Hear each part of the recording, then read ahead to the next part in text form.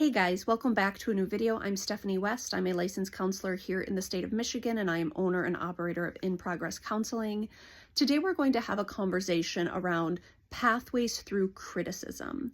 Invariably, especially if we're navigating the world as a beginner in some capacity, if we're putting ourselves in new contexts or we're trying new things, we're possibly going to misstep. We're going to get stuff wrong. We're going to do things less than ideally. We might be somewhat immature or premature in how we navigate things. That's just part of living life, and I would even argue that's part of living life well, but there's an assumed risk in that because you might do something wrong. I invariably do things wrong. And so we're going to ask a key question today. When I misstep and I get criticism around it or I get critical feedback, instead of me deciding to take it all on or to, set it aside and not pay much attention to it, I ask the question, what if this is mine to hold? Meaning I acknowledge that there may be something in there that's important for me to hear. If I desire to improve in the way I navigate the world and the way I navigate new spaces, if I desire to do better in my vocations and as I am a learner, I'm going to have to hear hard things. And that means that when it comes to me, even in not well articulated packages or in really harsh contexts, I can still ask the question, what if that is mine to hold? Now, I want to be very clear that harsh feedback is never enjoyable, but it doesn't serve us well to take an all or nothing approach of either, oh my word, I'm such an awful person, I can't believe I've done this misstep, and then I gridlock and I can't move forward. It's also not great to write it off and be like, oh, what do they know? They don't know me. They don't know what they're talking about. Perhaps that's true, but we can still ask the question, what of this is mine to hold? Because perhaps there's something we can grow in as we hear less than delightful feedback on things that we've engaged. And so this really came down to a therapeutic practice several years ago when I was talking to my therapist, and we very much operate in language around faith and morality and faith principles. And so we were looking at a biblical story, and he said to me, as I had very, audaciously, brazenly, very flippantly said, yeah, so-and-so said this, and whatever, I just don't need to heed that much. And he said, you know what though, Steph, if God can use a donkey to talk to Balaam, I suspect he could use this other person to talk to you as well, potentially.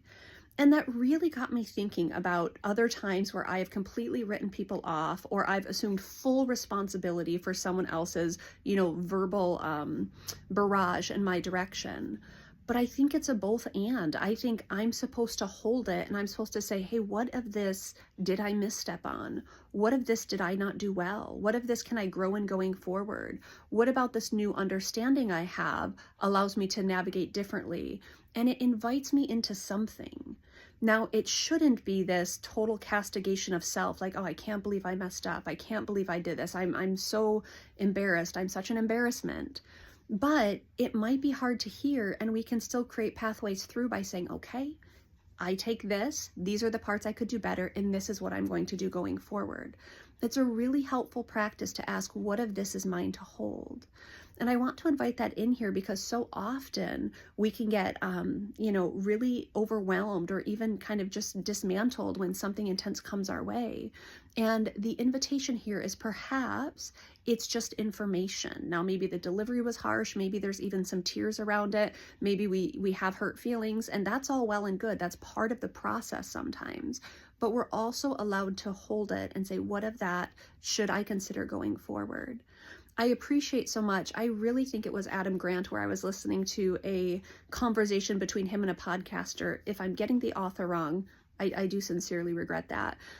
But he was, if I remember correctly, he graduated very young with his PhD, kind of in his late 20s. Also not a very physically assuming man. Like he takes up small spaces, and he's walking into academia and he's standing in front of a classroom of students and he's saying, hey, you get to take me seriously because I'm 28 and I'm here, as your guide in this particular academic quest that we're on. And because he is unassuming and possibly even a little gentle and he's very young, many people would perhaps not take him seriously. And so he said in this interview, he said, my job was not to get 10 out of 10s with how students received me, how I presented, how I got content across. My job was to get a 10 out of 10 with how I absorbed criticism and critical feedback. If I was willing to take that and I was willing to do something formative with it, there's a good chance that down the road I get better 10 out of 10 reviews, or more often I'll get 10 out of 10 reviews if I'm willing to hear what the students are telling me. Now, the process is gritty, it's not pretty, it's hard, but it's a formative process if we're able to say, what of this is mine to hold? And then once we've kind of gone through it, we're allowed to set aside the things that maybe that was the other person's intensity showing up, or maybe even some of their history showing up in the conversation. But we shouldn't be taking it all on ourselves, and we shouldn't be totally refuting, hey, none of this has a place. If there's something in it for us, we can hold it and say, hey, which of this is mine? And then as I go through it, I can grow in strength and character and abilities and in pathways through criticism. Because to say, what of this is mine to hold, it starts to create an action plan. And often we don't gridlock when there's next steps that we're allowed to take.